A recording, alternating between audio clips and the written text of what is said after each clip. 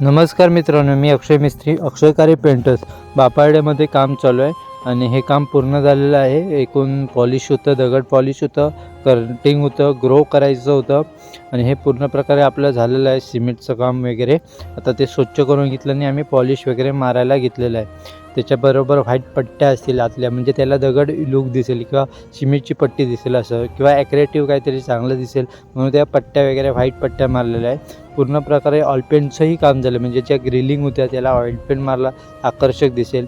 सर्व स्वच्छ सफाई करून कटिंग काय असेल ते पूर्ण केलेलं आहे आणि हे देवगड तालुके बापरडे गावात हे बंगल्याचं काम केलेलं आहे। हे आकर्षक आणि एक वेगळे संकल्पना आणि एक वेगळी आयडिया, आणि हे आमचं चौथं का पाचवं काम असेल असे ग्रो करून काम करायचं, आणि हे आकर्षक पद्धतीने आम्ही काम केलेलं आहे आणि मालकांनाही आवडलं आहे। धन्यवाद।